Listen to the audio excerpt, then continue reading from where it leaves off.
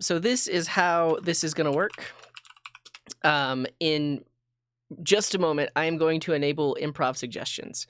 And the first 5 people to submit a suggestion, we will use that in the thing that we are going to build. Yeah, yo isn't on the list of greetings, no. But yo, what's up, Rugmat? And actually, yeah, so it says 10, but it's actually only going to be 5 suggestions.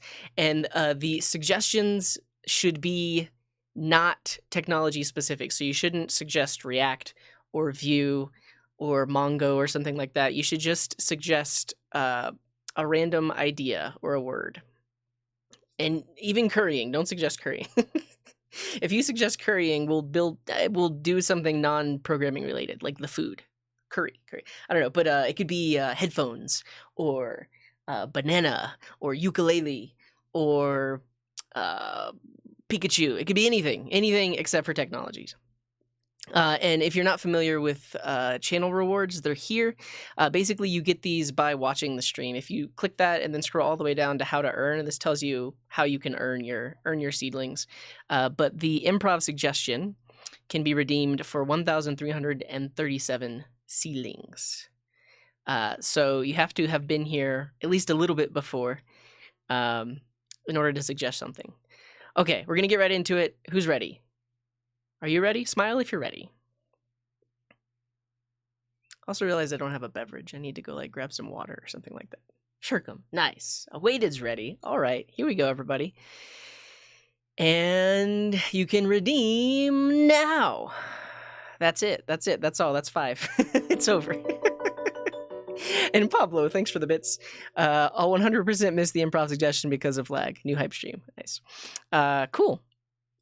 Alrighty, so our suggestions come from Chief Mustardo. We've got Clone. Mark has suggested Radiator. DevNode has suggested Bonzi Buddy. Sound of Gaming has suggested Butter. And One Computer Guy has suggested Mac Battery Lifetime. Is that technology related? I don't know. We'll go with it. Yeah, so it's not available if too many people have redeemed it because it's limited to 5. And it was paused. I just unpaused it. Yeah. All right, we're going to take 5 minutes and figure out what we're going to do with all of this. I should have this here. Yep. That's about right. Let's open this up and get it going. So these are our suggestions. I'm going to set a 5-minute timer and we'll figure out what we're going to do with it, because I have no idea. 5.5 minutes. All right. All right, we've got Clone, Radiator, Bonzi Buddy. Or Bonzi Buddy? So, Bonzi, I believe, is this guy. The mascot of Kitboga? Probably not mascot. A character in the Kitboga universe. So this is Bonzi. Hello there. Yeah. So we got Bonzi, we've got Butter, Mac Battery Lifetime. What are we going to do with Mac Battery Lifetime? I don't know. I'm at a loss. Something with a clone. Are we going to clone Bonzi? What are some other meanings of a radiator? Because when I think of radiator, I think of a car. But what else? You have a boiler, a furnace, or an oven. Okay. Bonzi Buddy will shout at you if the battery's too low. Wait. What did American 2050 say? What keeps going? Pablo, thanks for that resub. You missed him. No worries at all. Radiating out from. I like that. So it's radiating like a rainbow. Okay, so rainbows. I think that's how I'm going to interpret this. And what's up, Poker? Hello? Welcome. I think you have to clone your Mac batteries before they die. How do you clone them?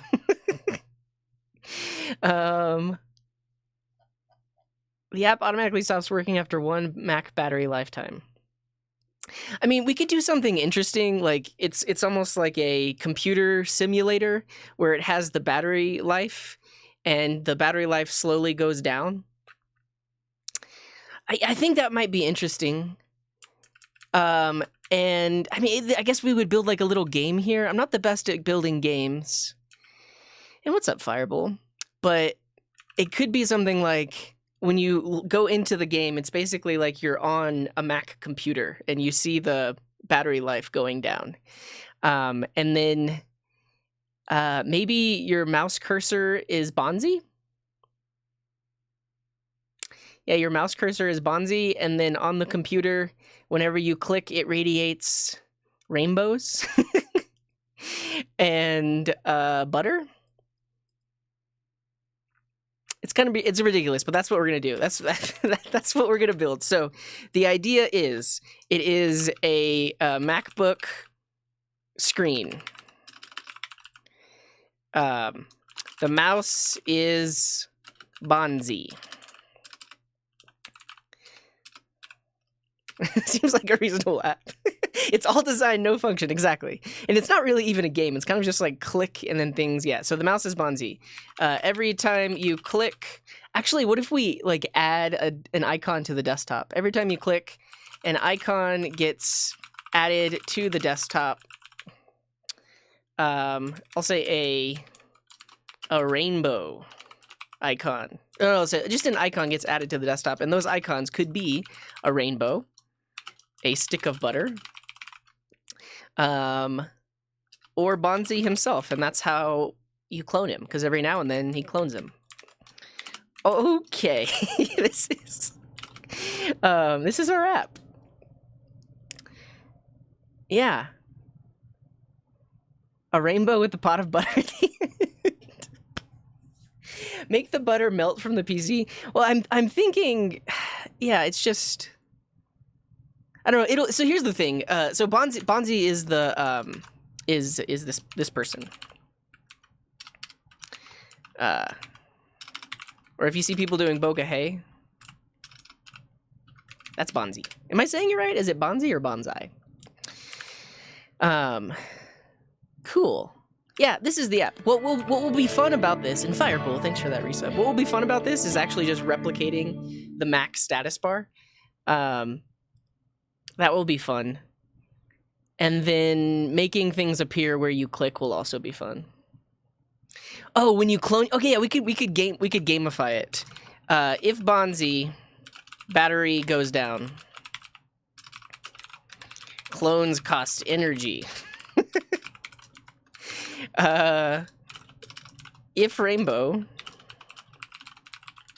battery goes up, and stick of butter battery goes down 50%. How about that? The tree is pronounced bonsai, but I'm not sure about the character. Yeah. I'm familiar with bonsai trees. Bonzi clone buddies? Bonsai? Okay. All right, let's just start building this thing. Here we go. And I'll let you vote on what we use. I honestly am leaning towards vanilla JavaScript. I'll just put that out there into the world, but I'll let you decide what we build this thing with. I'll let you choose React. I'll let you choose Vue or vanilla. You have 1 minute to vote. Vote now. Butter is more expensive. Yeah. Butter will bring your battery way down. Oh, call it a buttery? Ah. In a totally unrelated but related topic, do you keep your Mac connected to the charger when you're actually doing it?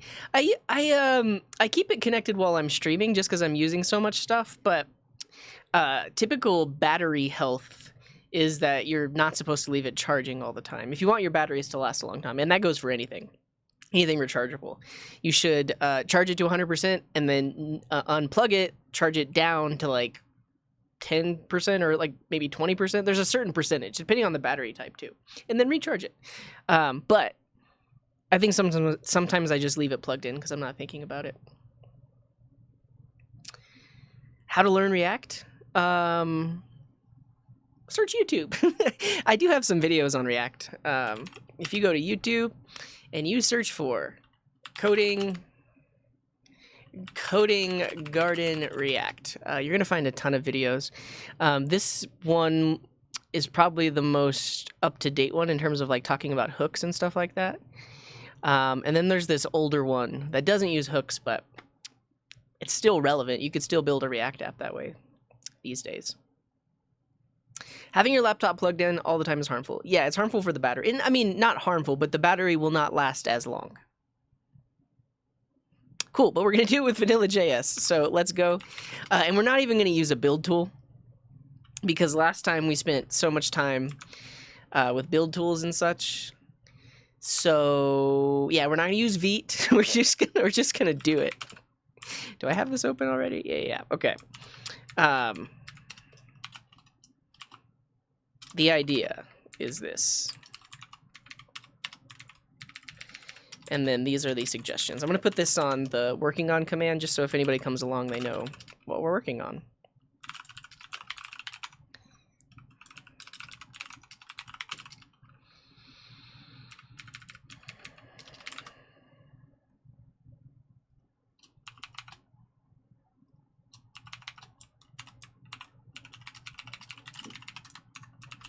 Sparkles.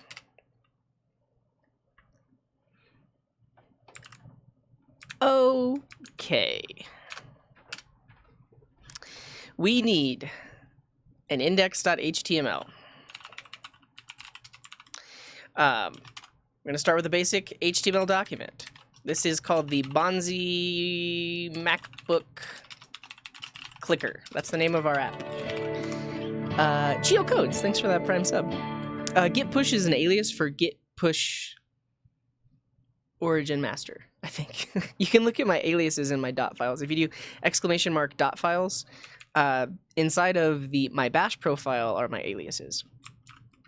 Okay, we're gonna have a little script right here, and what we will do, we're gonna call it app.js, but we are going to set the type to module.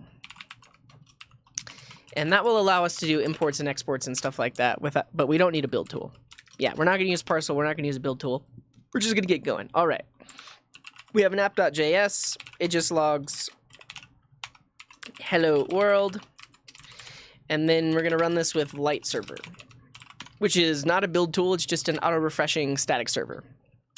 And if we look at the console, it says hello world. Beautiful. Okay. First thing is we need to replicate a MacBook screen. Let's just search the web, like an image of a MacBook, like a MacBook placeholder. Basically, I want like the shell of a Mac screen. Like basically, yeah, like this, kind of like this. The shell of a Mac screen, and then our app will be within the black part here. Light server is just a tool you can install from NPM. Just a globally installed little HTTP server. It's similar to the one you can use in VS Code. Okay. Mockup. That's the word I was thinking of. Mockup. Thank you, Amkar.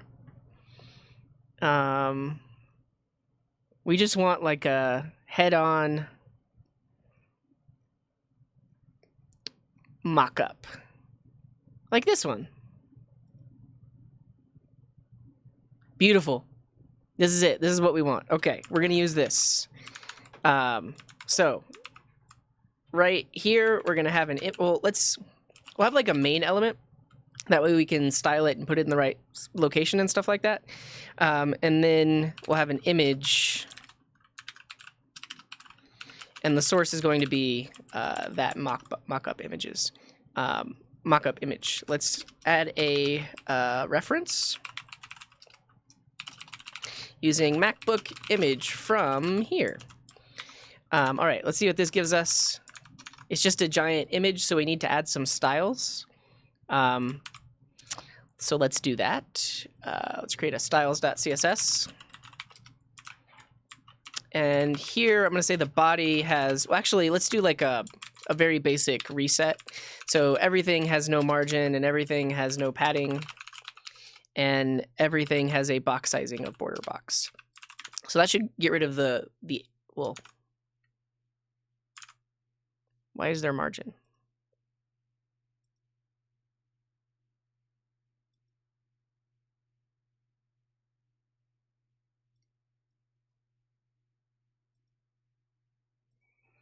And what's wrong with my styles? Why can't I see like computed styles? Oh, I didn't import the CSS. Yeah, you're totally right. Yeah. Okay, so I defined the CSS. I need to actually link it. Great. Yeah. So that's what I want to see, is at least it's at the top left corner. Awesome. Now let's just make it so it's centered on the screen. Yeah.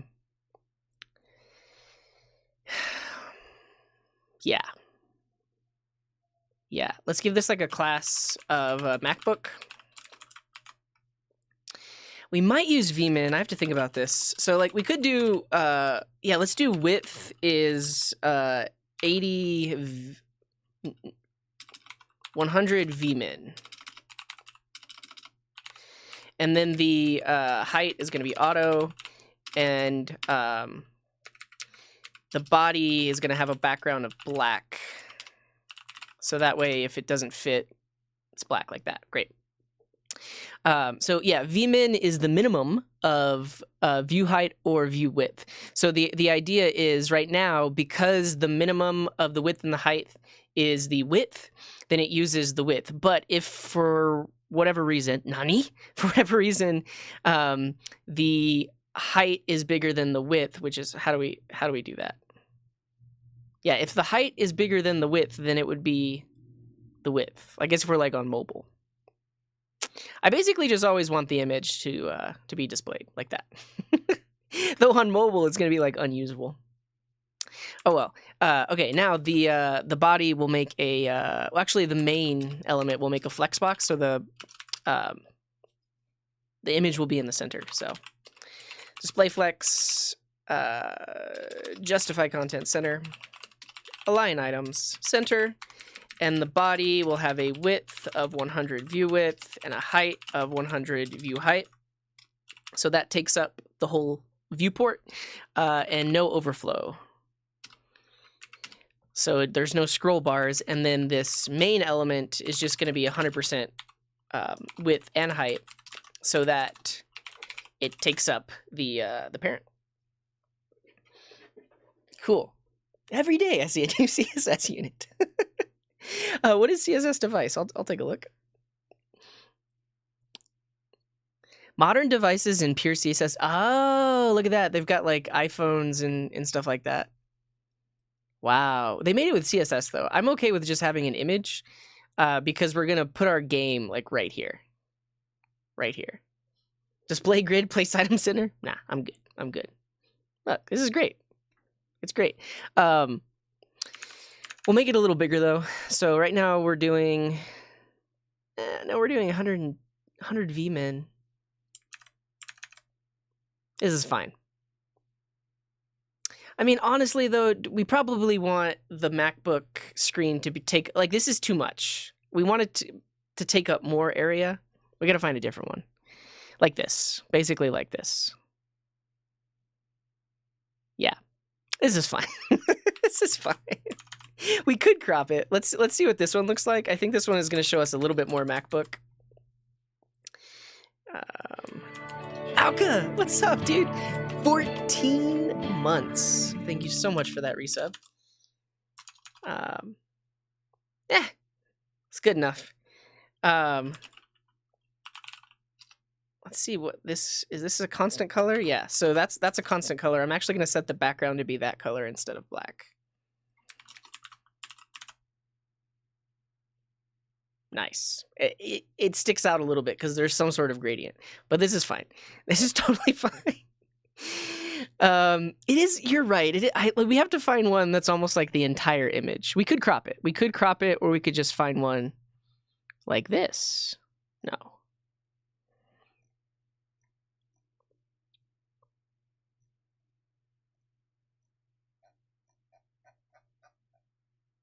Remove the background and crop it?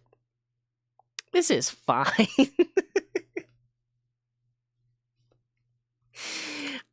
Okay, here's what I'm gonna do. I'm just gonna download the image. I'm gonna download the image and then crop it. I mean, I could crop it with CSS, but I don't feel like doing that. Hope nobody has OCD. All right. Here's the plan. Would remove BG crop it as well? I don't think it would crop it. It just removes the background.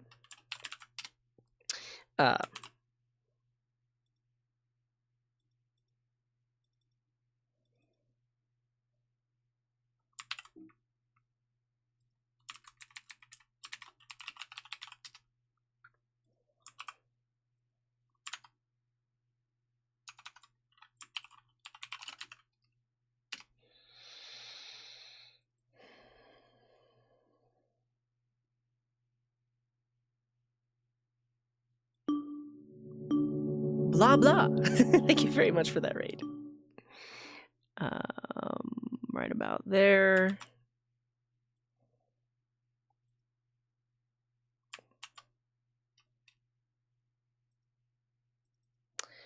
Almost done.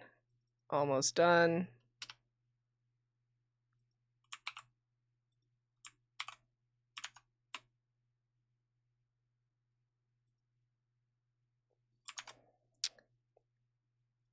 All right, I've cropped it, and now it's just macbook.jpg or png.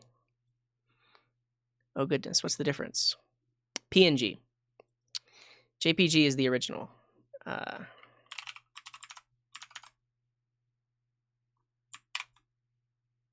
That's better. That's a little bit more usable. All right, we're gonna move on from there. All right, so now we need to recreate this this taskbar up at the top, or like the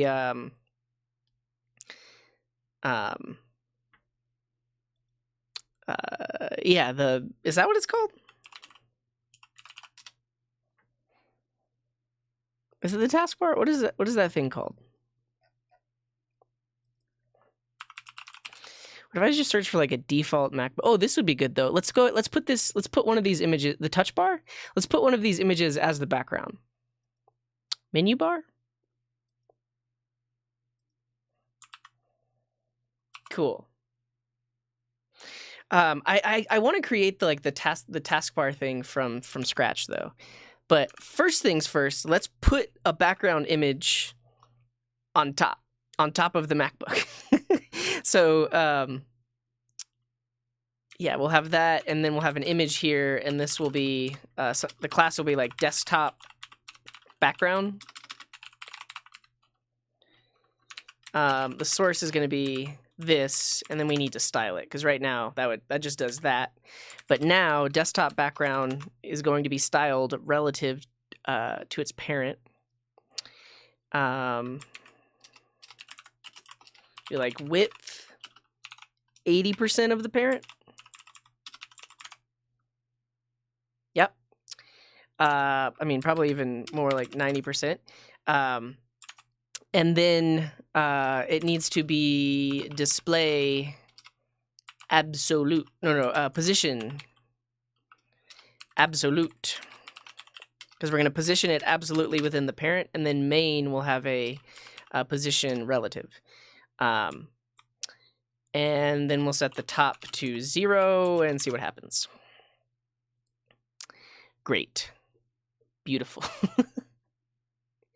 Add a container exactly over the screen area and put things in it. I like that idea because we're going to be putting a lot of things into the screen area. So let's do that. Let's create an element called like desktop. And then everything will be positioned relative to that. So check this out. So desktop background now just has a, I guess it still needs, yeah, it needs to be top 0, but the width is going to be 100% because the desktop itself is going to be positioned in the exact right place to put it on the MacBook itself. I'm thinking like 40 vmin is the top. Let's see what happens.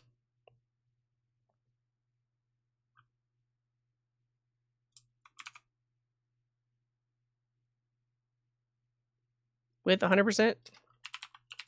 Height 100%. Magic, it disappeared. Where is it? All right, so we've got the desktop. 40 vmin is too much.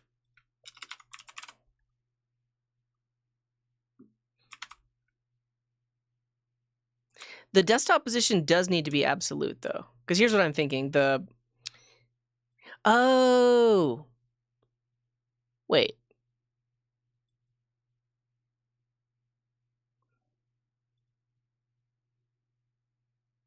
Yes. Thank you. This needs to go on MacBook. Thanks, Mr. Ben.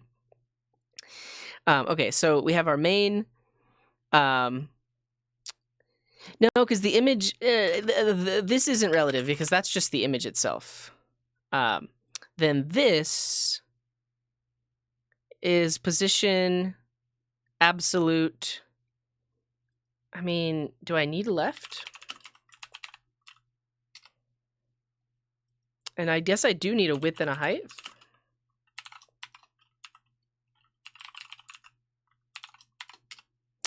Yeah. So this is it. Is there like an easy way? Isn't there a way to get like a scroll wheel to change this?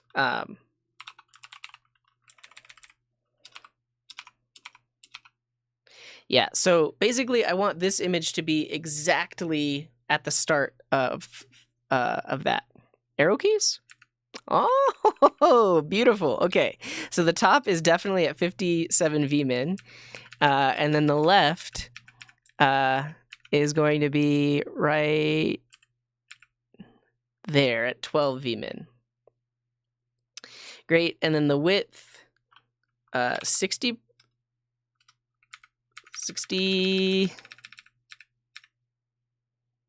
I mean, we need like 76.5. Yeah, good enough. And then the height, look at this. Unfair. Thanks for that resub. Yeah, it's beautiful. Okay, these are our styles. But the cool thing about that is now it should, oh no, it's not. I thought it would be relative. No. I was waiting for that. Yeah, it's perfect. I think we need another div. We just need more divs. So we need a div right here. And then everything is inside of that div. Let me go ahead and put these styles on the desktop.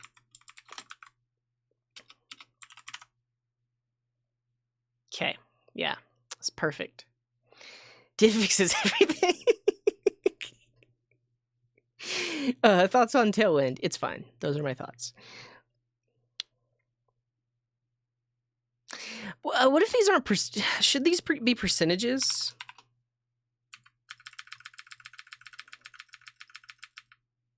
Is it all going to be the same relative percent?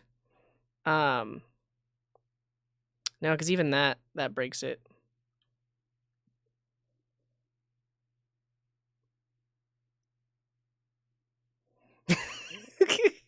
I love when CJ struggles with CSS like a real human being. Yes.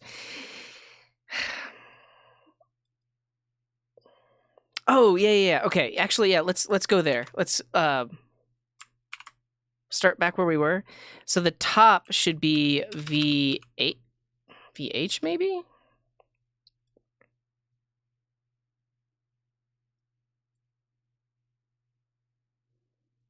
No.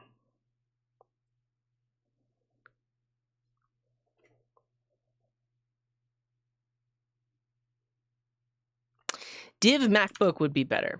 Okay, let's think about this. Media queries are coming. Okay, so we have our main area. Main is being centered by no, main is the flexbox. Okay, so main is the flexbox. We'll give this and yeah, we'll give this an ID of MacBook or a class of MacBook, and then this is the MacBook image. And then everything is going to be relative to that. So what we have now as MacBook should actually be the MacBook image. And then the MacBook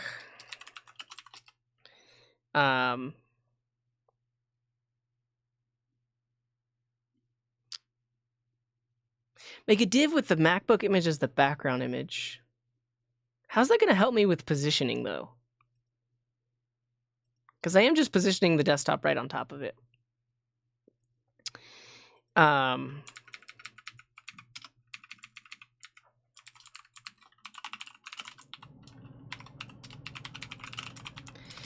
So once I do this, it should be exactly the way it was before. Yeah. The top can't be vmin, though, because the top is always going to be there, and I need that top to be relative.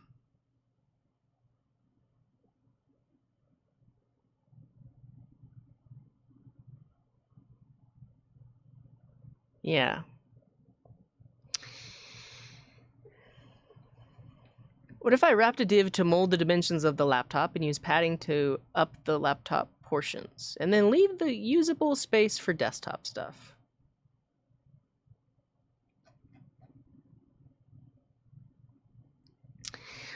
Okay. The issue is the main issue with setting the top here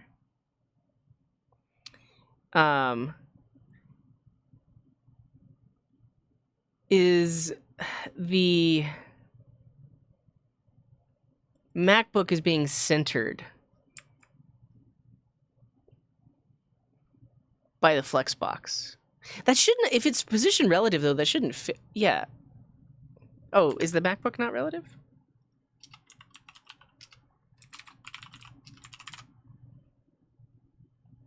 There we go.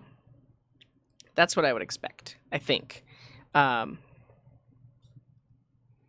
so we have the MacBook image, then we have the desktop.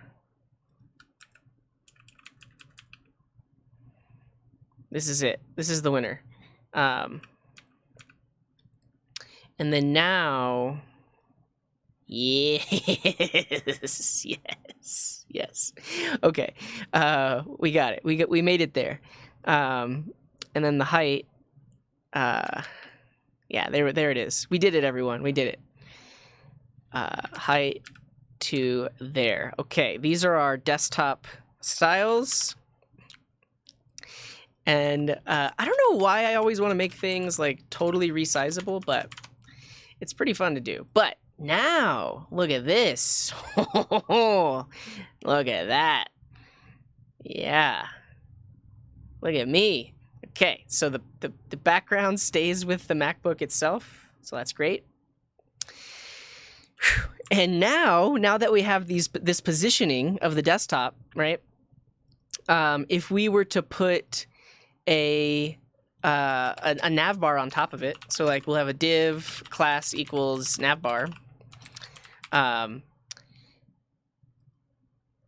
Check it. So let's call this, I guess we could call it desktop navbar to be consistent.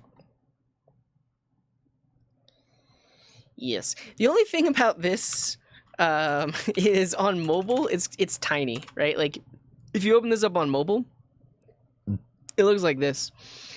Though what we could do, I guess we could, in the future, when we never ever work on this again, we could detect if they're on mobile and then actually show like an iPhone screen instead of a MacBook screen. But oh well. Oh well. This is fine. Let me show you what we can do now. So now that all of this is positioned in the right way, if we have our desktop navbar, and it's going to be absolutely positioned as well because we want it to be at the top of the desktop. So its top is going to be 0, and its left is going to be 0 as well. The height will do like 40%. And if we set like background red, we should not have like a nice red bar. Yeah, look at that. But that's too big. We want like 5%. Yeah, look at that. We've got ourselves a nav bar. Let's go like 7%. Beautiful. Beautiful. Oh, you're right. Force them to rotate the screen. Because if we rotate, it's still kind of unusable. It doesn't matter though. That is... Yeah, okay. So now we just want... we want our stuff. We want it to be this gray color first of all. Here we go. We're just going to replicate this. So I'm going to pull open the digital color meter. I think we probably want a gradient. So this gradient goes from like this-ish color. The background is a linear gradient from here to here. Let's see. Hey, would you look at that? we've got a taskbar, a navbar. I don't know what to call this thing, but we have it. Nailed it. Yeah. Look at that. Would you look at that? That's awesome. Okay. Now we need this little apple thingy. No, we're not going to do dark mode. We're going to default to this. I need an apple icon. But we want the apple icon that... Actually, this is older, isn't it? This... okay, so a linear gradient, I believe, is background color. If you just set it to background, it sets it to background color. No, it's not.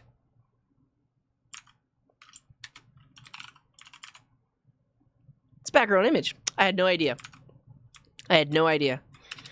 Cool, but I'm just going to leave it as background. It's an image, color is just solid. Interesting. Okay. We need an apple icon. I think... I mean... This is probably fine. Like, this one? Yeah, this is fine. Okay, so now, within the navbar, we're going to have an image where the source is that. And by default, it's going to be gigantic. We're going to have this...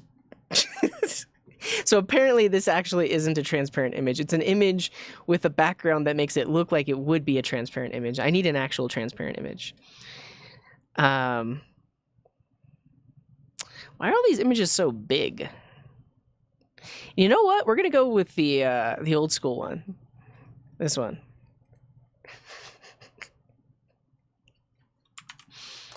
I could use Font Awesome. Should we use Font Awesome, though? I don't think I'll need to. It should be fine. Well, that has a white background. Check this out. Okay, I know what to do. Types. Transparent. Haha, okay. All sizes, we want small. Hey! And then this one is actually like the one we're trying to replicate, I think? No.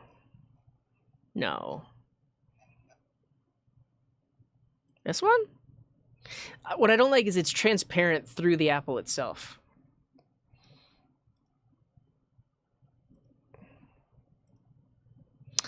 We're going to go with this one. Magical. Okay. Look at it.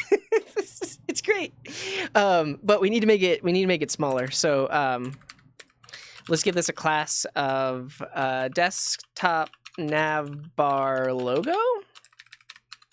Is that how CSS works? And this is just going to have a height of 90%, and that should shrink it down to the navbar. Beautiful. It's beautiful. Though now that I look at it, it is so tiny. I guess it's better when you do that. We're going to go even a little bit smaller, though. Yeah. Yeah, should be fine. Okay. Now we need some text. Yeah, well, here's what I'll do. So the desktop navbar itself should be a flex box and then center everything vertically. So if I just do display flex and then justify content center, it should center it. No, we want flex direction. Well, no, it should be row by default. I guess it's a line item center. Yeah, so now the little apple icon is vertically centered. And if it'd be a lot easier to see if it was smaller if we did that. You can see it's vertically centered. Well, this is fine. Isn't there a shadow around the navbar? Kind of, yeah. I mean, I guess like there is like this black coloring on top. We'll leave it off though. We just need some menu items. So, we'll have a div. We'll call this desktop navbar menu items. Really, this should probably be like a list, an ordered list. Doesn't matter though. We want to have like the word finder there. Nice. Does anyone know what font this is? It's the Apple system default, but does anybody know the font?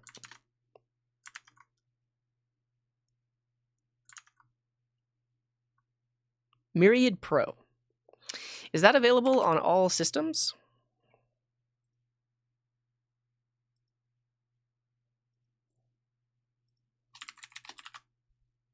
No, it is not. Well, you know what I'm going to do? I'm going to make it Roboto.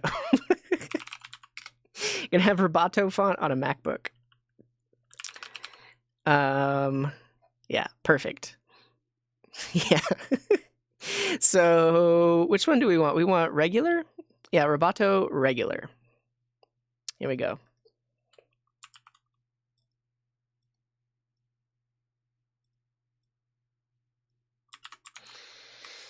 I'm just gonna throw this up here. And then in our code, we can tell it to be Roboto. Here. Nice. Look at that. Is learning media queries hard? No.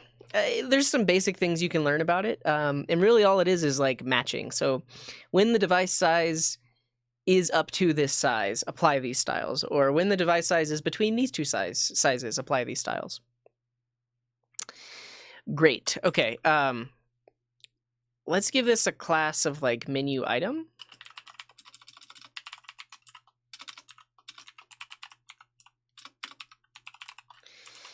I'm curious what happens. Yeah, when I hover over these, nothing happens. So we don't really need any hover effect, but I am going to add a little bit of padding, I guess.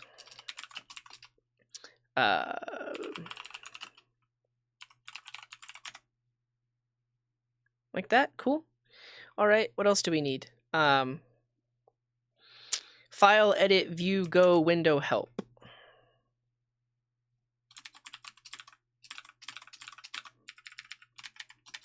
File, edit, window, view, help. Nice. So this is currently desktop navbar menu items. We're going to do display flex. So that should send it to the right. Wow, that's great. Though finder, I think, needs to be bold. Ship it. Yeah, yeah. So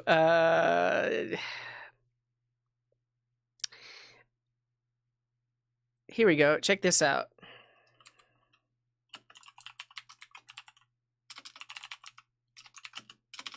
Look, I don't even need tailwind. Nice. Nice. Okay, what else? I think at this point we really just need the time. The window is at the wrong position. What do you mean? Maybe put app name instead of finder. No, this is fine. This is totally fine. Okay, we need the time. So we can put this outside of the menu items. Yeah, this is fine. This is just like Tailwind CSS. Well, what's wrong with this? It's totally fine. Window is just before. Oh, I see what you mean. I actually don't care about the order. I'm not trying to replicate it exactly. And actually, if you all have some funny things that we can replace these with, I'm open to suggestions. Okay, this is the desktop navbar status, and that will have like the battery and the time. So, well, right now we'll just say Monday. Is it Monday? No, it's Friday.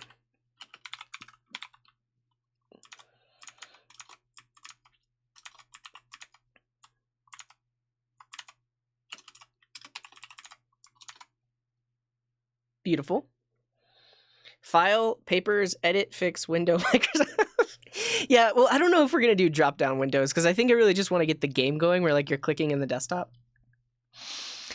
Okay, here's what we're going to do, though. Check this out. Check this out. Actually, I'm going to put the navbar logo inside of the menu items. No. I'm going to create a parent div and put these two in here. Because, well, I won't, whoa.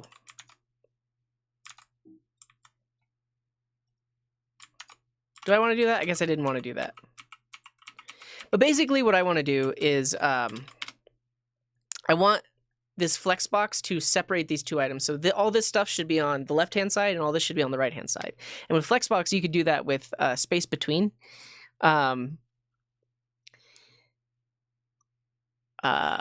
But that would separate the logo and the items and such. And actually, I think I'm going to just move the font family into the entire navbar, so I don't have to specify it there. Margin left auto. Desktop navbar status flex grow 1. I'm not opposed to it. So that way it takes up the remaining space, and then we can do text align right and flex grow 1. Let's take a quick stretch. It's Friday for me. I don't know if it's Friday for you.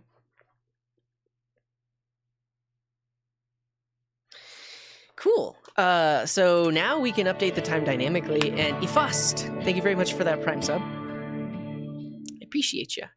I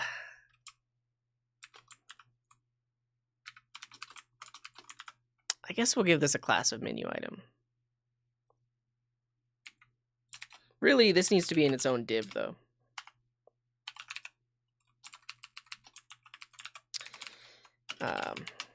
Because we'll also need where we're going to put the battery status.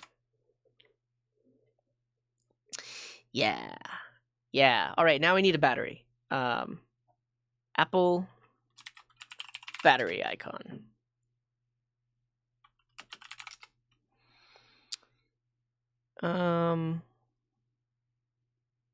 This one's black and it looks like that.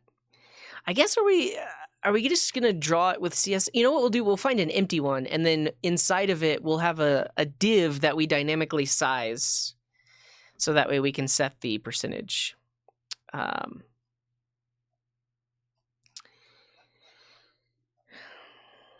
Draw, yeah. I just want a battery icon. It doesn't have to be Apple specific.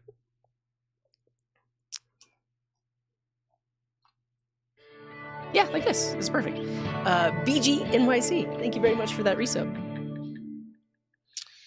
So what I'm thinking is we just use this, and then we put a div inside of it to fill it up.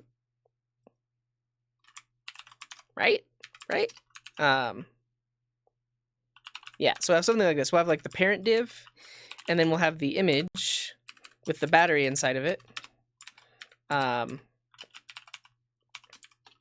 Give this a class of desktop navbar status battery. Makes sense to me. Nice, nice. So this, any image inside of it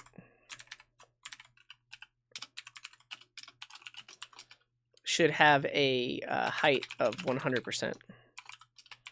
And a width of auto. Great. But the navbar status needs to be a flexbox. Yeah, so this whole div right here needs to be a flexbox so that everything is side by side instead of on top of each other. So this has a display flex and align item center.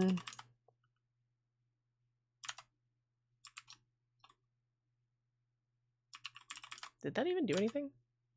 Yeah, now text align right does nothing. We want justify content flex end. So it'll push it to the end. Yeah. You can't see it, but the text is now up here. So we actually want, I think we want to explicitly set the height. So instead of 100% here, I think we want some sort of vmin unit. Yeah, like that.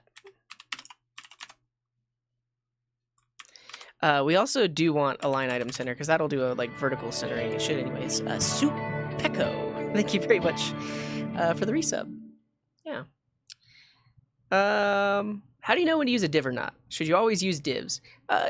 It's basically a container element. If we're talking about like semantic HTML, then you might choose to use other elements like main is technically a semantic element. Like this could be a div, but I decided to use main.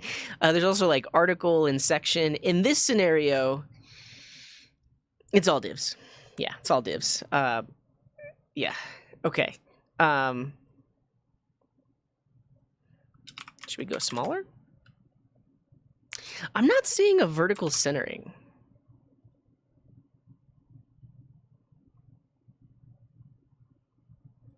So here's our status element. Yeah, exactly. So if you're worrying about, and you should worry about accessibility, there are specific elements and attributes you can use that will help people with disabilities. So people that need to use like a screen reader or something like that. This is absolutely not accessible at all. Oh,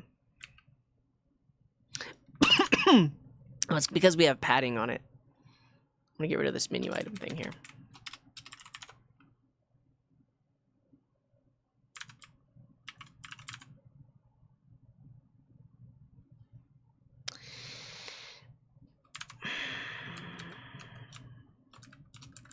Let's call this status item. And I'm going to give it margin instead of padding. Actually, for all of my menu items, yeah. But now we need status item.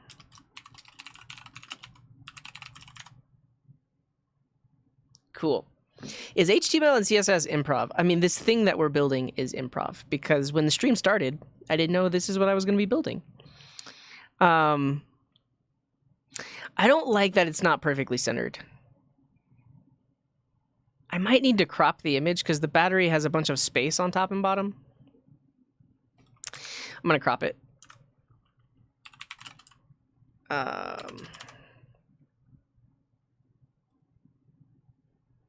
I could give it margin top, but I want to get rid of that white space so we're not dealing with the the spacing issue.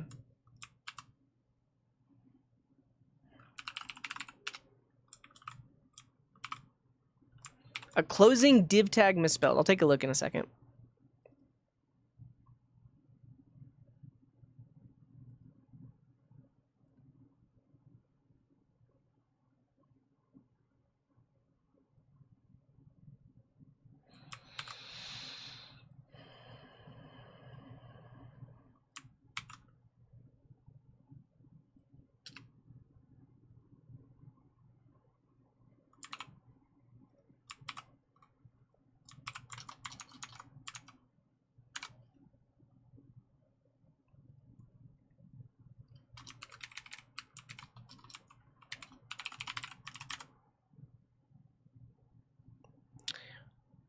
Okay, so now the image has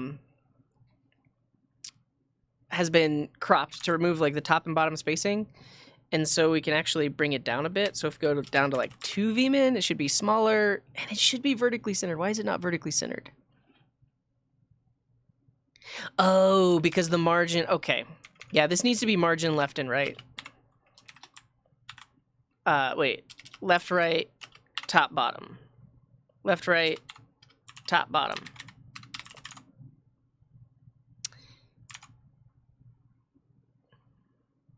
Or is it top, bottom, left, right? What's up, J. Felly Web? I feel like it's been a while. Welcome back. Hopefully you're doing okay. Yeah, that's it. That's the one. Okay, where did, what did, I misspelled a closing div? Where? Oh, D. The funny thing about it is but still, the browser will figure it out, even with that misspelling. Yeah. Okay, we are on our way. At this point, we need to fill up the battery with the current status. It's not perfect. I think I did a bad cropping job. Oh wait, no, how about this? This has a height of 2 vmin, and then this has a height of 100%. No, that's horrible.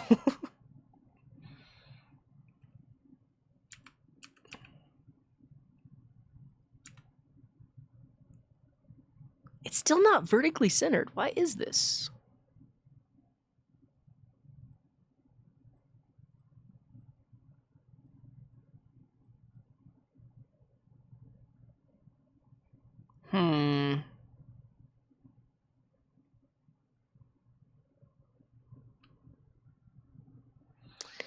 Line height, vertical align. Oh, look, this happens. If there's not enough space. I mean, at this point, we actually need the font size to be relative to vmin as well. Oh, this is ridiculous. Okay. Font size. 1 vmin. That's too small. 2 vmin. Right. And then now... But again, this is not at all accessible because if somebody uses this on a very small device, it's going to be very hard to read. Oh well, but I think this is fine. This is perfectly fine. Let's get this battery working. So we want this battery to start off at 100%. And we need a nice green color. I guess we'll just use this green color. Just put a battery green. And Doc! Thanks for the resub. No one codes like CJ. No one nodes like CJ. No one's Mac has an incredibly flex grow. Like what? Growed as CJ's. Well, thank you, Doc. Thanks for all the support. 14 months. I really appreciate it. All right, we're on our way. So we have the battery image, and then we need the percentage overlaid on top of it.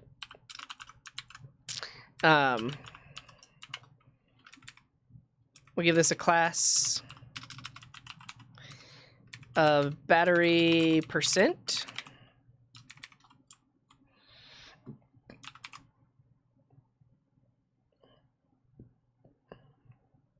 Now that I think about this, this should be a flex box. Where everything is... No. Never mind. Never mind. Changed my mind. Okay, but we need this battery percent, and then we're going to give it a background color of the screen.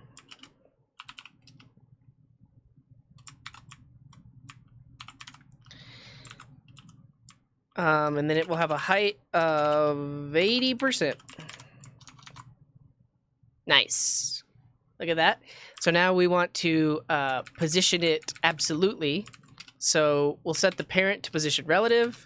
We'll set this to position absolute. And that should put it at the top left. We'll have to set it top 0, I guess. Left 0? Oh, now it needs some width as well, I guess. Yeah, look at that. So now we want to get it just so that when it is filled in 100%, it's within the battery itself. So Go top 1%. Let's adjust it here. Okay. Put the image on top. Yeah, but I wanted it to look like this, where it's kind of like inside the battery instead of just like completely filled. That would do it though. But I don't want it to peek out from behind the battery. So kind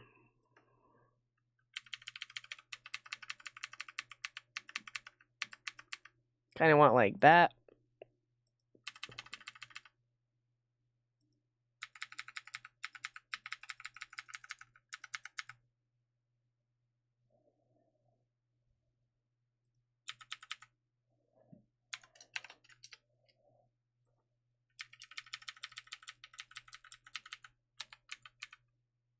Like that. And then like that. Like that. All right, this is our battery percent.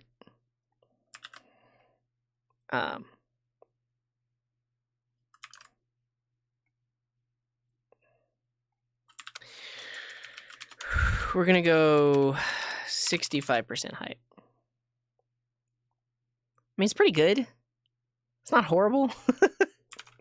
If we go 14% left, 13, 12. If you do exclamation mark working on, you'll see all the suggestions in what we're building. 11.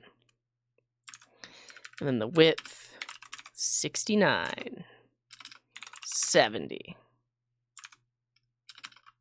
72.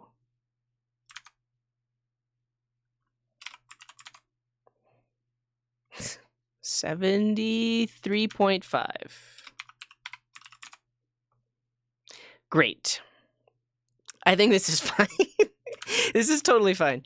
And really, this is going to be the background percent container, because the battery percent container. The battery percent itself is what's going to have the background, and it's going to have a height of 100%.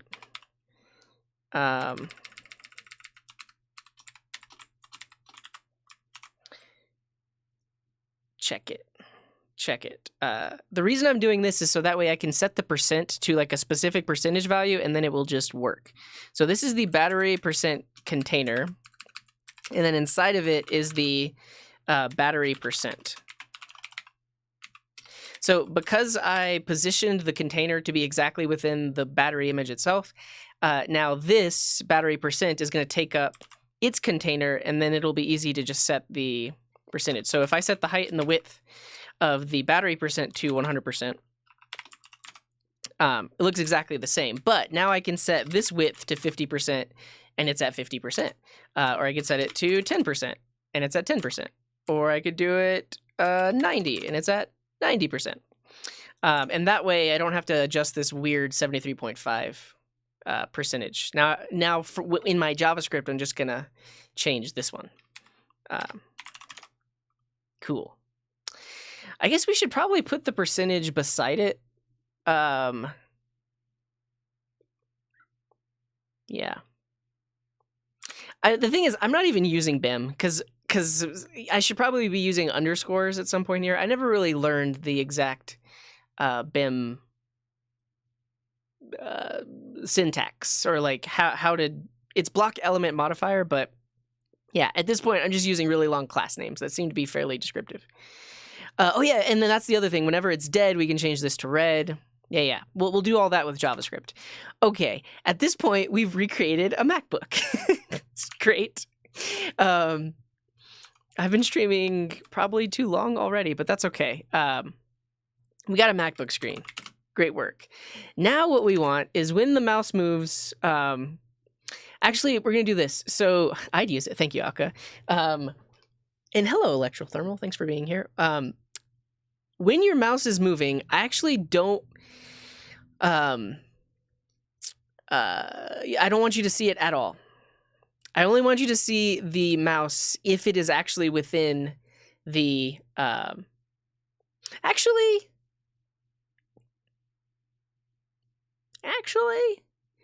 we could do it so that, like, your mouse is regular outside of here, but then the moment your mouse is in here, it becomes Bonzi. Right? Yeah.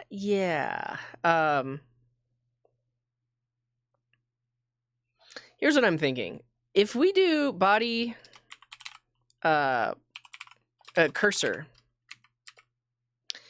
cursor none. Now I'm moving my mouse and you can't see anything at all. But what I'll do is I think I'll have a JavaScript listener so that whenever the mouse enters the desktop area, then it does display your cursor. Actually, we'll have cursor, like, we'll do the not sign. What's the not sign? No drop. No drop. Yeah, so by default, you see this. And then, yeah, I can absolutely, yeah, you're totally right. I don't even need JavaScript for this. I could just do desktop hover. The cursor is a pointer. Like this. So when you're out here, yeah. But when you go in, here we go. We can click on stuff. That's pretty cool. Do I want not allowed? Probably not allowed. Because no drop has like the cursor with it. Let's see. Yeah. Oh, you're right. I don't even need hover. You're totally right. Literally, just when your mouse is on the desktop, it should be the pointer. Yeah. This is fine. We did say that we want the mouse to be Bonzi, though. So I'm actually going to do cursor none, and then we're just going to use JavaScript to display the mouse location with a relatively with the absolutely positioned image. So here is our MacBook. That's the background image. This is the entire desktop with the desktop background. And so on top of everything, on the desktop, we'll have a div. We'll give this the Bonzi mouse class. And we're going to position this based on the user's mouse location. You can change the pointer style, but I believe the pointer... Can you set the pointer to be just an image? Yeah. I thought it needed to be a specific image type. Let's see. All right. I need to find a Bonzi, though. Bonzi? Bonsai.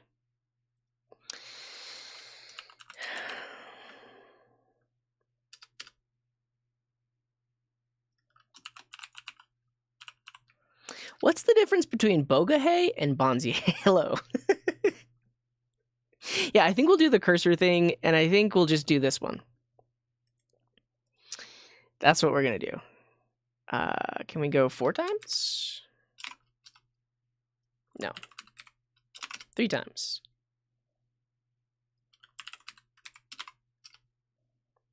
Yeah, we'll do this.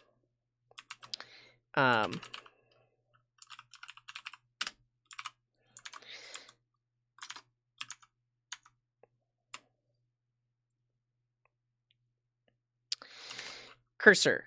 URL bonzi cursor.png. And then you set the X and the Y location. It's not working. 32 by 32 PNG. Which one did I get? This is 56 by 56.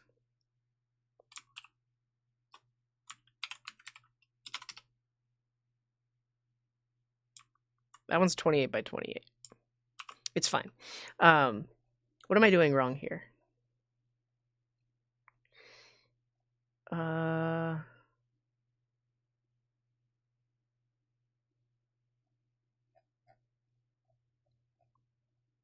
Cursor URL. You always need a fallback cursor.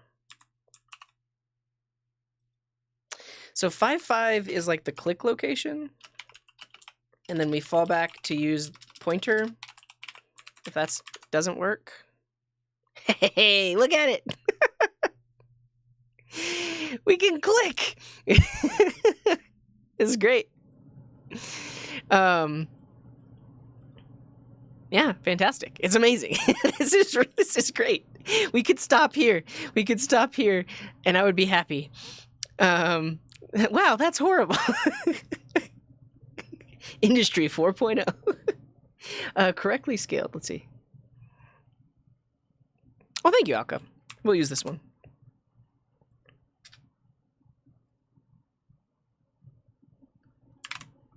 Yeah, a little bit smaller, but that's okay.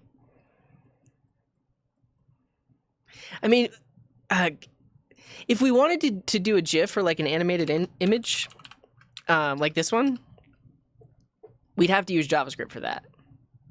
Yeah.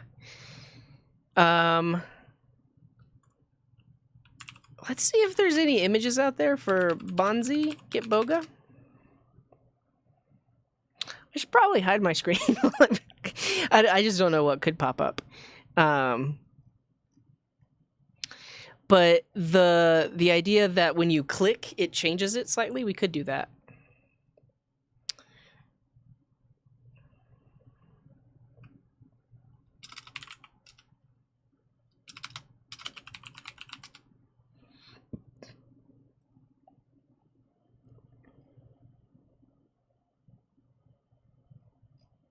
Oh, that makes sense, Doc. Yeah, like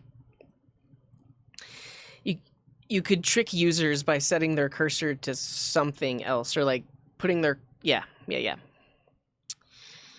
DuckDuckGo is having a really hard time finding Bonzi Kitboga images.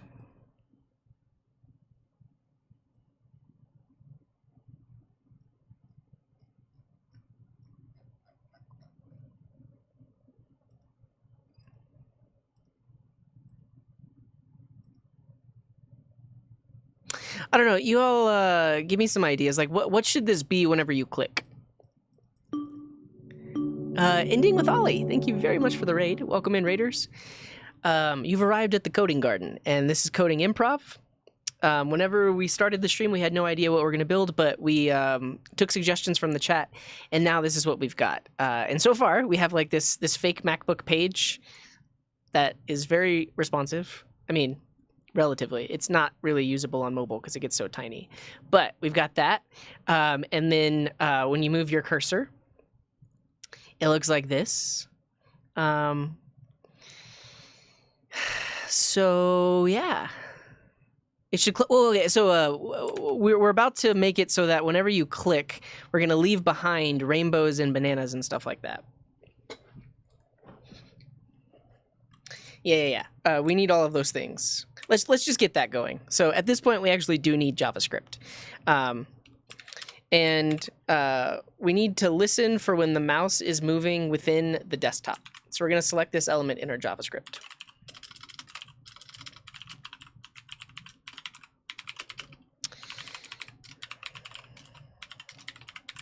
So we have the desktop.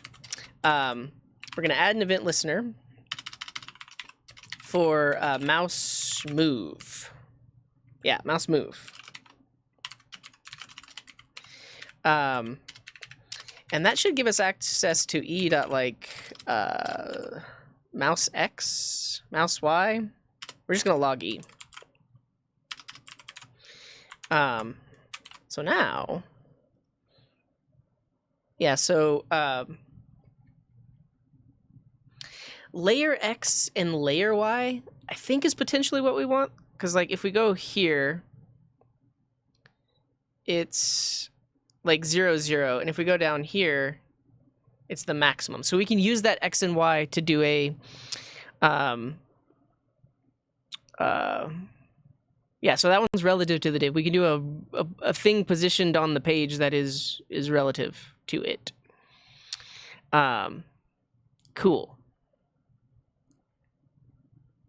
Cool. So I guess let's just do that. Whenever we click, we'll put a Bonzi there. And then once we get that working, we'll put other stuff. Cool. So in the HTML, let's make a spot for where all of the Bonzis will go. Does our navbar have a specific height? It has a height of 7%. Yeah. So I'm going to put an element right below the navbar.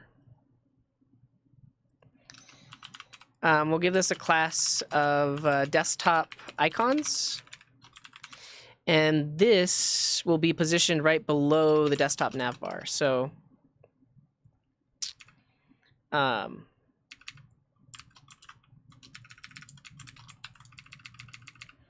like this. So the width is 100%. The height is 100 minus 7, which is 93%. And then the top is 7%.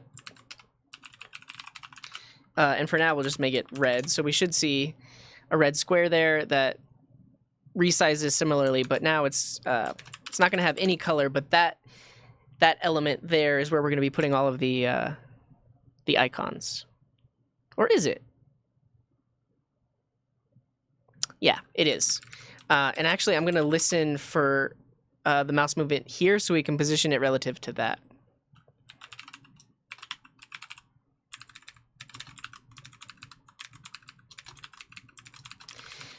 So that way, when you move the mouse or click on the up here, nothing happens. But once you're inside of here, it does. So that way, we're not registering anything here. We should also do, isn't there a, what's the CSS property to prevent selecting text? We should do that on the entire navbar. User select none. Yeah, so thank you. That should prevent, yeah, so now I can't select the text up here, but then the moment my mouse moves in there, great. Now, when, actually, I mean, we actually don't even need mouse move. We kind of just need, we need a click. Whenever you click within this icons element, that should give us the location. And then we need to put an image there. So, probably layer X and layer Y.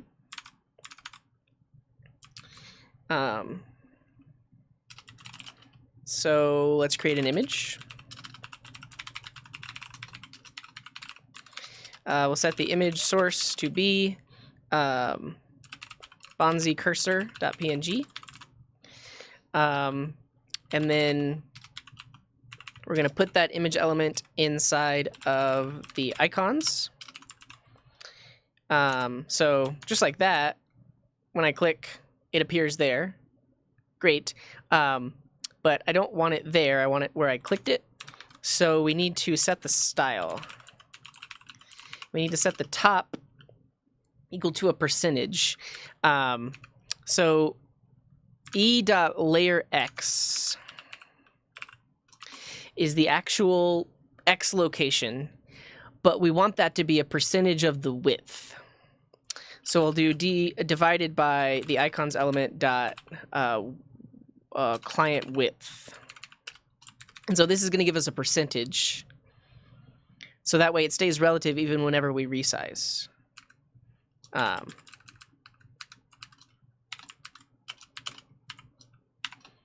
Like that.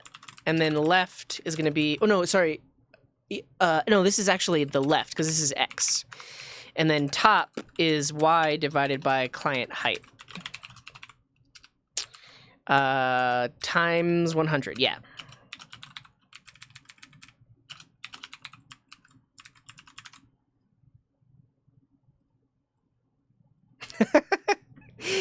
Great, we need to set the position to, what do you call it?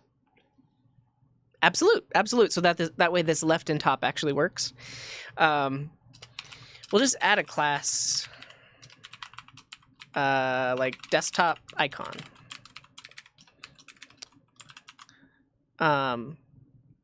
That way we can set a specific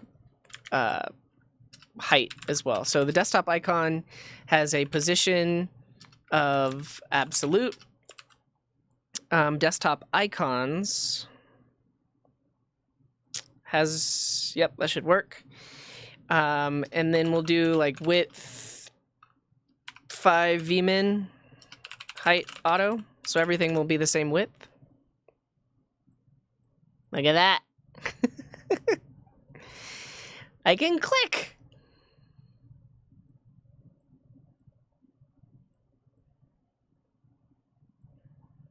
This is actually really trippy because the icon that's showing up is actually bigger than the cursor. But yeah, I can't click out here, but then when I click over here, oh, look at that. We need to set overflow to hidden on the desktop icons, or the desktop icons class. So that way, when we click down here, it's like slightly off the screen. Cool. This is good enough. And then the nice thing about that is because I use the percentage, whenever we resize, everything stays on the desktop in the same spot too. Great. Okay, I think we're home free. We're almost done with this game. So now all we need is a rainbow, a stick of butter, and when you click, it's going to randomly get one. And also the clock here will actually just be like a countdown timer. When it goes to 0, the game is over. And then you get points based on how many are on the desktop or something like that. Okay. I need a butter icon.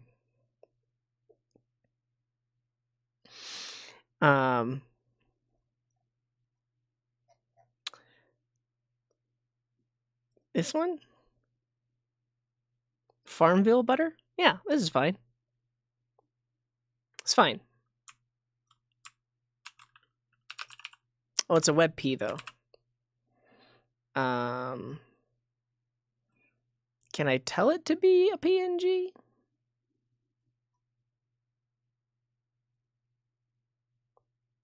How long do butter and margarine last? This is the one. Okay.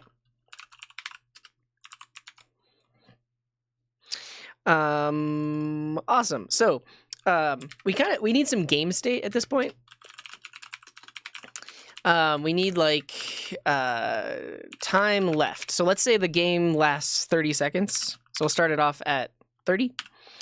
And then we have battery percent. Starts off at 100. And points. Total number of points is 0. Astro, what's up? So Astro is saying, I'm trying to monitor Twitch chat and put certain user messages on the overlay. I have all the HTML, CSS, and JS code, but that's the process to get it up and running. Oh, what's the process to get it up and running? You mean like to actually put it as a stream overlay? What do you mean? What do you mean? Like how sometimes I can do this. That thing? Like you want to put the chat message on the screen like that?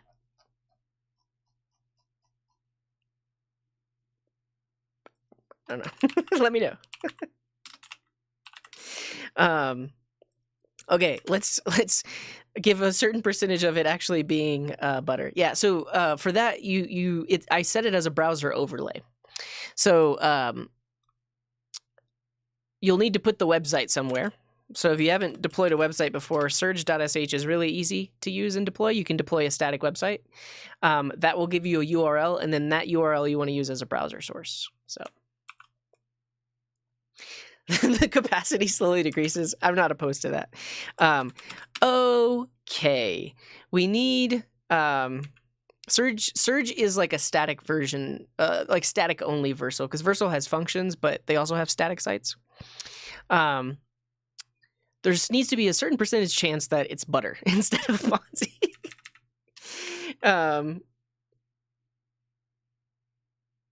It depends. So I run all of my overlays on localhost just because I'm the only one using them. But if you want other people to be able to use them, they do need to be on the web. Okay, we have images, which is going to be an array with all the possible images. So we have butter.png.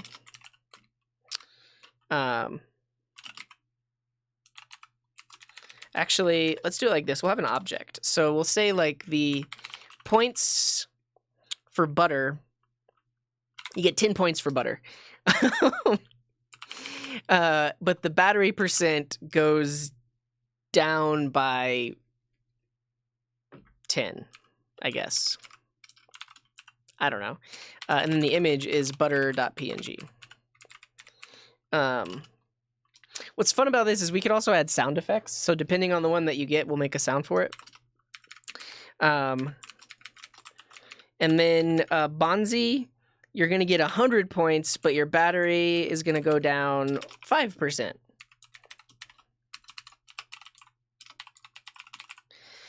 And then we'll add a rainbow in a second. But now instead of setting this, we'll randomly pick one. So we'll say the image is math.random times images.length, and then math.floor this whole thing.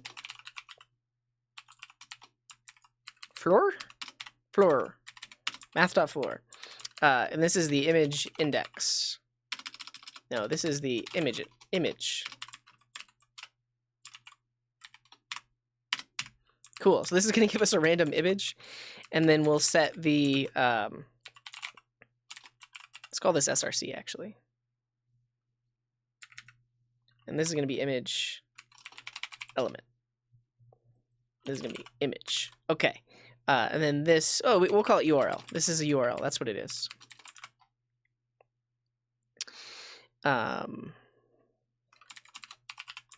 Cool. But based on the random image that was chosen, we can update the game state. So we can say game state dot battery percent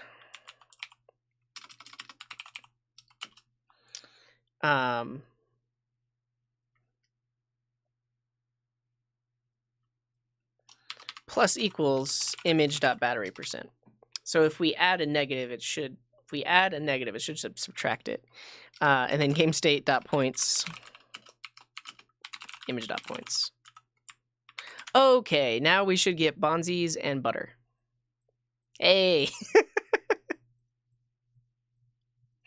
I'm getting a whole lot of butter though. That's fine. Totally fine. A lot of Bonzis and there's a butter. Great. Battery cost. I like it.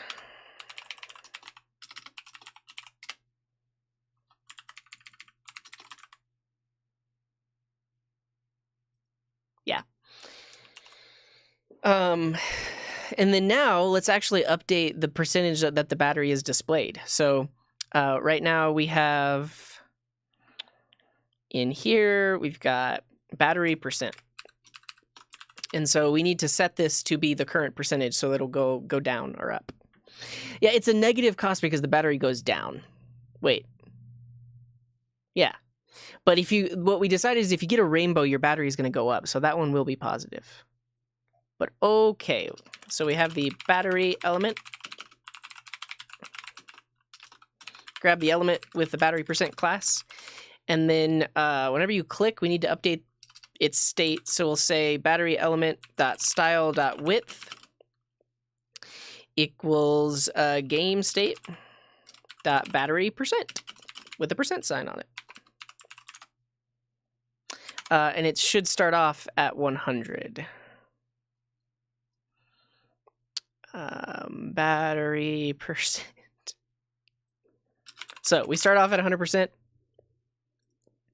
And then you can see as I click, it slowly goes down. And we can update some other style too. So we can say like if game state.battery percent is less than or equal to 20, then we want to set the background style to be red. But if it's greater than that, then we want it to be green. How can I avoid getting more than 100 or less than 0? We're going to have logic that basically ends the game, so we'll remove this click handler. Actually, if I just remove the color, it'll go back to the default color. Cool. So battery percent is going down as I click, and it didn't turn green.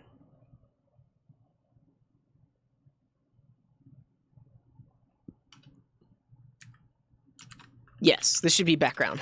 Somebody was like, is this for fun? Yeah, that's the foreground. When we get to 20, it should, yeah, there we go. It turns red. And now it's like negative, so it's actually not even showing it when it's negative. But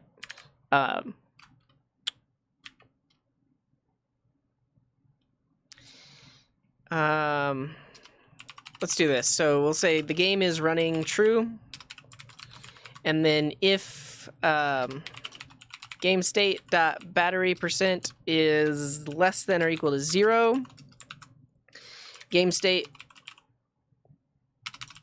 dot running is false. And when you click, if we're not running, then we don't even care about it. We could remove the click handler, but this is fine. This is totally fine. And yeah. Wait, how do you win the game? I guess there's no winning the game. You can only lose. Oh,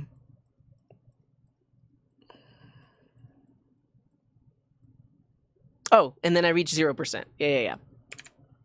I mean, I guess at that point we could set the cursor to be brightness 25. Oh, I love it. Okay, so the when your battery is low, the entire screen starts to dim. You win by not losing, exactly. I like it. So we should be able to do the we'll grab the desktop element.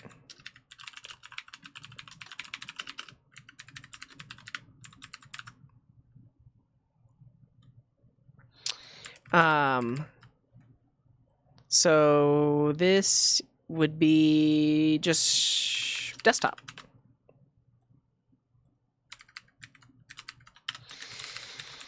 And when the battery is less than or equal to 20%, we'll style.filter brightness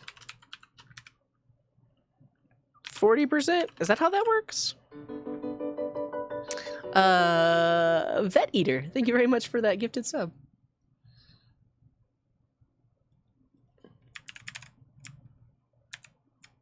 Let's see what happens. All right, so we click around. And then when we get to 20%, the whole thing dims.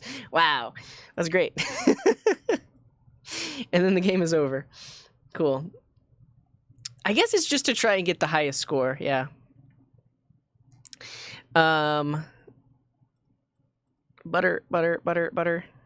Great. Last thing we need is a rainbow icon, and then we're pretty much done. But when you get rainbow, your battery goes up.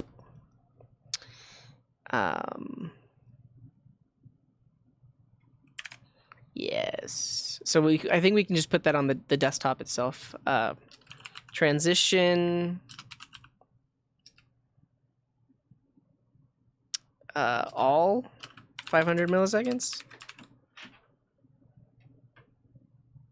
Yeah, should be fine. A faint overlay with my reflection. That's too much. This is fine. This is going to be our rainbow.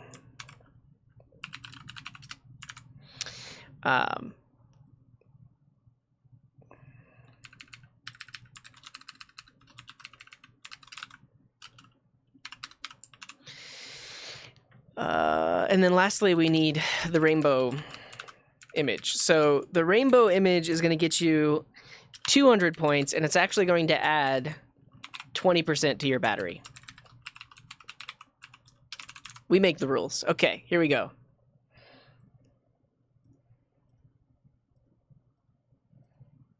Oh, we got a rainbow. Butter. Rainbow. Butter. Rainbow. Though we shouldn't set it more than 20%.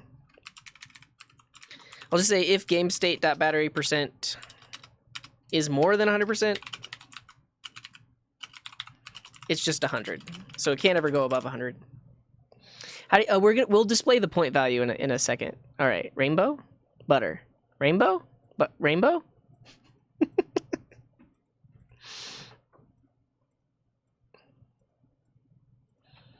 There we go. We want to get below 20%.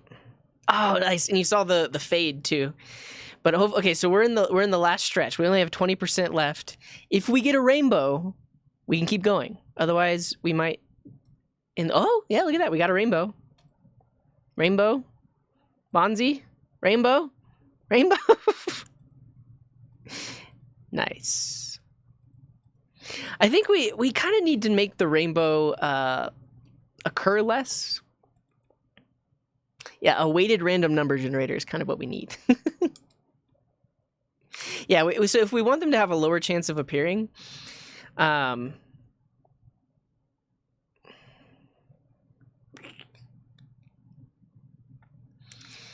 I mean, I could, and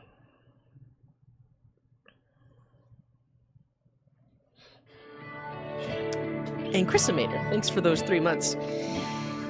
Yeah, you could do a percentage chance here. I think because we only have 3 possible values, what we could do is instead of picking a random one, is we do something like this. We'll just say value is math.random.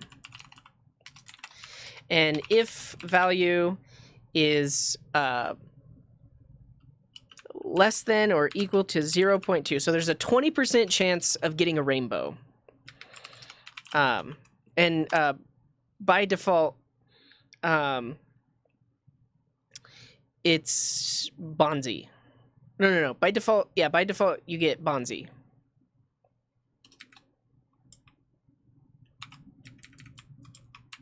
I'll just index into the array. So image is images at 1. So by default, you get Bonzi. But if this random value is less than or equal to 0.2, so there's a 20% chance of getting the rainbow. And then if it falls between 0.2 and like 0.5, we can set it to be butter.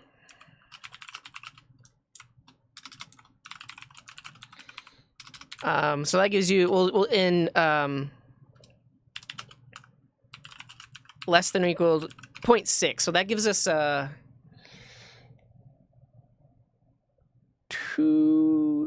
a 40% chance of it being butter.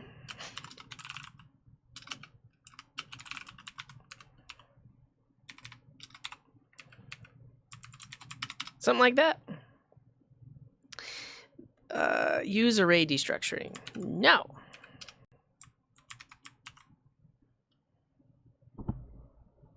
Oh, you're right. I only need to do less than or equal to 6. You're right. Totally right. All right. So now there should be less of a chance of butter popping up. I mean, sorry, of rainbows. Yeah, you just get a lot of butter. Rainbows every now and then. All right. Oh, okay. Got lucky. But yeah, when the game is over, we need to like shut down the laptop. Yeah, well, you get points for the, so maybe not how many icons, but we do have a total number of points. We kind of need like a game over screen.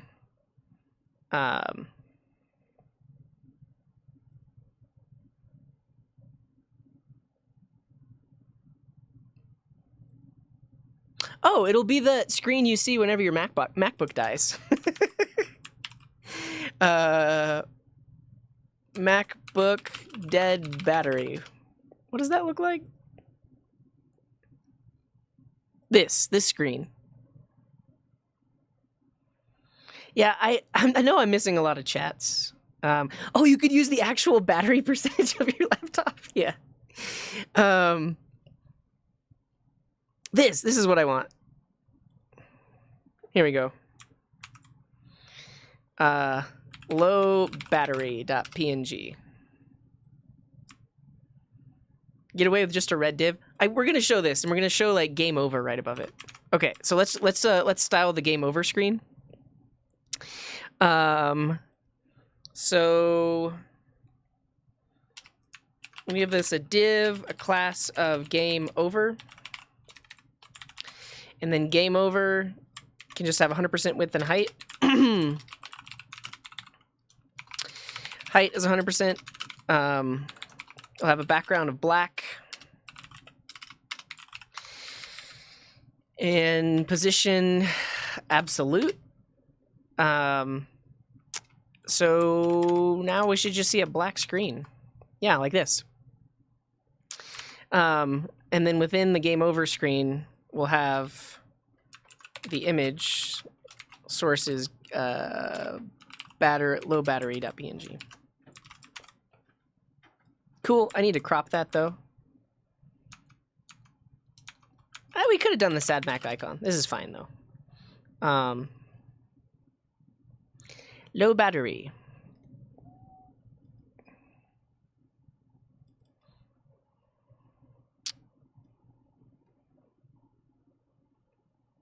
This is how I've been cropping things, by the way. Cut it, new, paste it, overwrite it.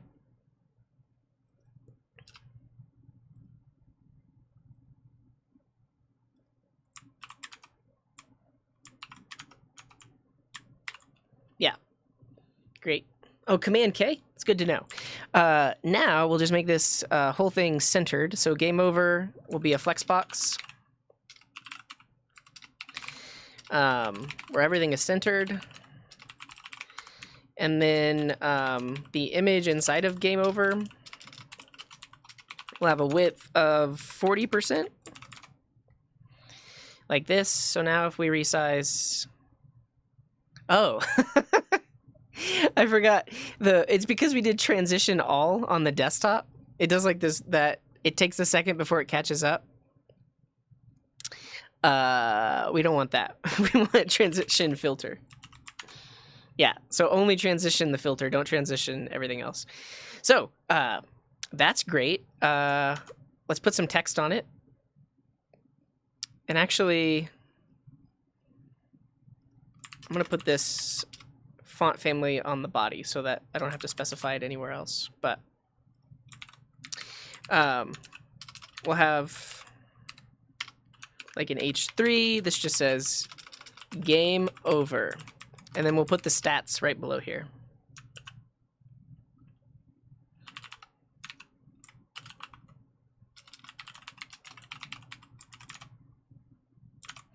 And flex direction. Blanyman, thanks for the 7 months. Much appreciated. Flex direction column. So it's top down, up and down. And then the color is white, so we can actually see the text. Look at that. Game over. And then we'll put the stats here, like you got this many points. You got this many icons. Cool. And by default, it's hidden. So by default, wait. And Fob, thanks for the resub. Yeah, by default, it's display none. And then whenever the game actually is over, we'll do display flex. Great. But where's the radiator? The rainbow. The rainbow is radiating. Okay, let's get all of that working. So first we'll just update the stats element. And Unhot, thanks for that resub as well. Stats element.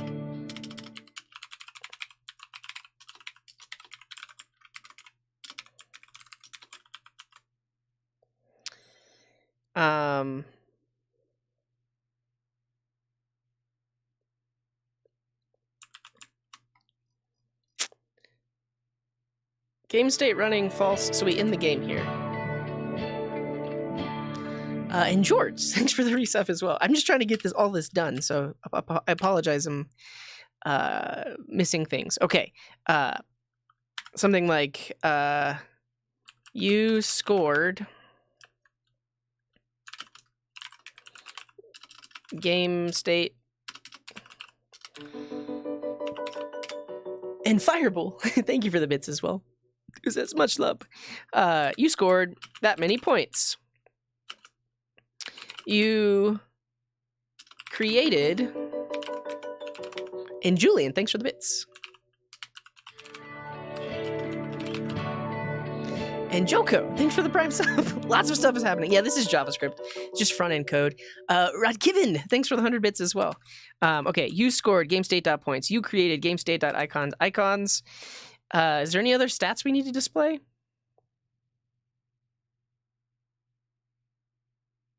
Yeah, I was thinking there was going to be a timer. There's not going to be a timer. This is it. One last thing we will do, though, is we'll actually show the real time on the desktop, because right now it's hard-coded. But if this is the case, we also need to do the game over element.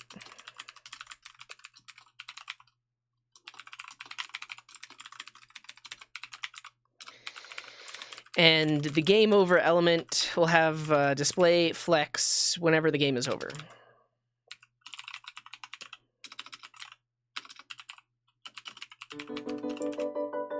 And Turtle Monkey, thanks for the bits.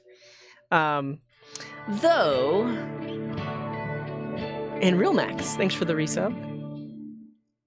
Though, what if we do visibility hidden? And then can we transition the visibility? So that it fades in? Though we do kind of want it to be abrupt. No, never mind. We want it to be abrupt because it's like your laptop just died. Set a cookie and relate to previous game score. Yeah, we could save what you've scored before and stuff like that. I don't think we will though, because I need to get back to work. Okay, so you scored this many points and you created that many icons. We're not keeping track of icons, so we need to do that. And basically, every time you add an icon, we'll increment it. All right, this is the game. This should work. Okay, so you click. We got lots of rainbows. That's good. Rainbows increase your battery. Butter decreases your battery more than Bonzi. The battery doesn't go to 0. If it goes to 0, the game is over. Yeah, so rainbows increase your battery, which is why we're lasting longer than we thought. Here we go. Nope, more rainbows. And then when the battery gets to 20%, the screen will dim also. Okay, we're at 20%. Not good. Not good. Game over. You scored 2,890 points. You created 31 icons. Cool. We need to remove the filter whenever the game over happens. Neat game. Oh, thanks. Yeah. Yeah, so we should we could display the score on the screen. So like right now we have the time. We could let's just put the score here. Say like score.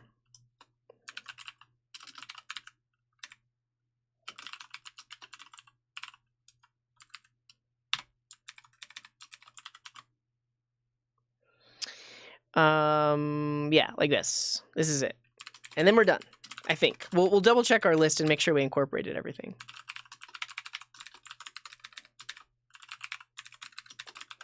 And so every time you click, we increase by the score. Game state dot points. Cool. So our score is 0.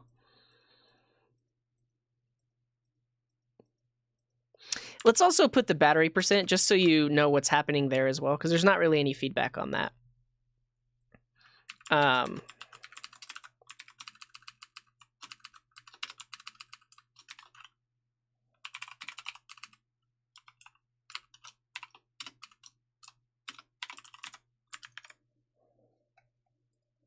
Yeah, so we'll update this percentage as the percentage changes as well.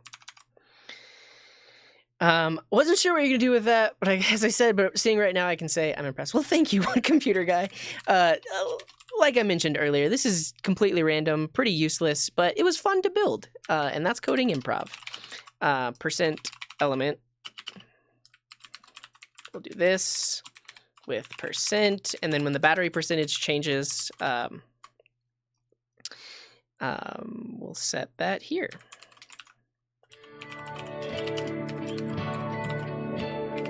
Hey, Goodman! What's up, dude? Thanks for that sub. Like so. All right. 100%. 95%. 80%. Yeah, so you can see that when you get a rainbow, your percentage goes up. And when you get butter, it goes down more than if you just were to get a Bonzi. Yeah, you're absolutely right. Not every app needs a purpose or to be world changing. All right, so we're at 25%. When we go to 20%, it dims. Let's see. 5%. Game over. You scored 1,500 points. You created 21 icons. That's it. That's the app. Let me deploy it, and then you all can play it. Yeah, that's it, right? Let me double check my list. We have a rainbow. The battery went up. Stick of butter. We didn't exactly go down 50%, but that's fine. You're basically cloning Bonzi. We're radiating rainbows. We've done it. We've made the game. We've made the game. Let me just deploy it really quick. You all can use it. What do we call it? Is it just the Bonzi clicker?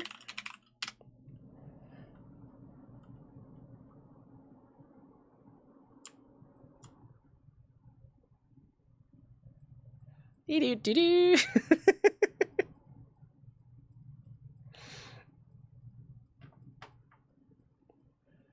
Oh no! Oh no! Oh no!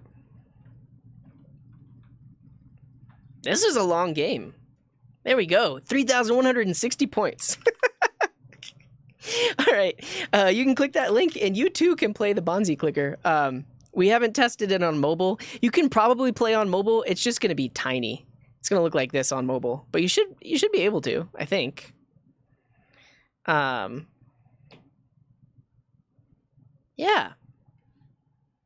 Yeah, we're not recording the stats anyway.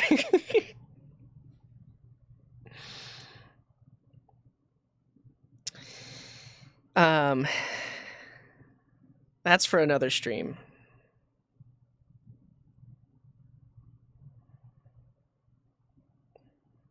It doesn't work in IE? Why are you using IE? If you click over an existing icon, the new one goes in the upper left corner. No? Oh. Why is that happening? It happens after a while.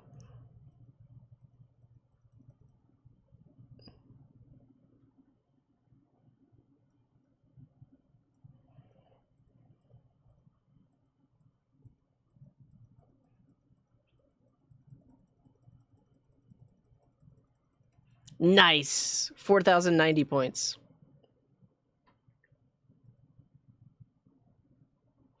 I do have user select none. Yeah. 4,590 points. 8,050 points. I just have to believe you at this point. 11,000. That's our high score right now is 11,000 points. I don't know where the bug where it appears in the top left corner is coming from. Yeah, like if you click the same place twice. Oh. Yeah. So is there another variable I can use besides layer? Like what is the...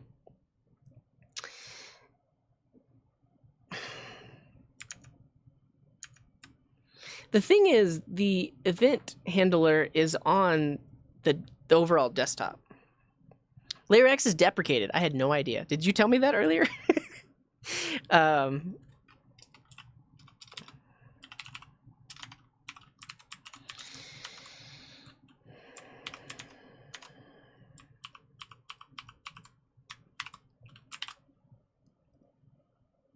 Oh, you can select the images. I see. I need to set those as user select none.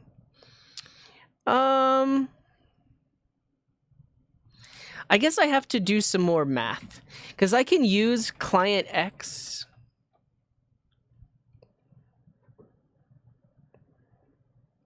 Yeah. Basically, because client X and Y is of the entire screen, I would need to take that, relate it back to this inner image, and then get the percentage from there, which I'm not going to do. So don't click on the same thing twice. Okay, that's it. That's all. Thank you everyone for watching. We're going to do a raid. I don't know who we're going to raid, but stick around. If you like what they're doing, drop a follow. All that good stuff. If you're a sub, that's your raid message. If you're not a sub, this is your raid message. Oh, that might work, Wrathful Fakey. But also the fact that layer X is deprecated, we probably should stop using it. But oh well. This was fun. Thank you for all your suggestions. And thank you. All this code will be pushed up. If you liked this, you can watch past episodes on YouTube here. And if you want to see the code, I'll push it up pretty soon to this GitHub repo here. Yeah, thank you. You're great. You're awesome. Alrighty. Next stream is planned for next Friday. Maybe there'll be a stream before then, but we'll see. Wherever you are in the world, have a wonderful morning, afternoon, evening, or night. And until next time, here's this.